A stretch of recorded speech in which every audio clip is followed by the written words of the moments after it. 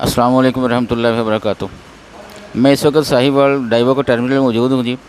और मैं जिस गाड़ी में सवार हूँ, ये गाड़ी साहिवाल से मुल्तान की तरफ जा रही है।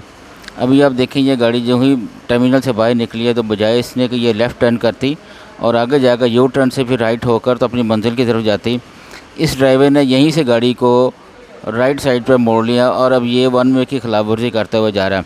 बहुत ही ज़्यादा ख़तरनाक सूरत हाल है। सामने से देखें कितनी हैवी ट्रैफिक आ रही है। और अभी लड़का भी मोटरसाइकिल पर आएगा, ये उनको इशारा करता है कि तुम उधर चलो, तुम उधर चलो। वो कहते हैं तुम खिलाफ वन वे की खिलाफ वर्जी करते आ रहे हो। लेकिन ये ज़रा टस से मस नहीं होता। ये देखें ज़रा कैसे इशारे कर रहे हैं। तो ये गाड़ी, इसका टाइम था 8:20। ये तकरीबन 1 घंटा यहाँ से लेट निकली है। अब ये लेट गाड़ी क्यों हुई है, इसकी मैंने इन्वेस्टिगेशन की है, तो मैं इंशाल्लाह ताला ये अगले व्लॉग में आपको बताऊँगा ये गाड़ी लेट क्यों हुई है। ये भी बड़ी ख़तरनाक सूरत हाल थी।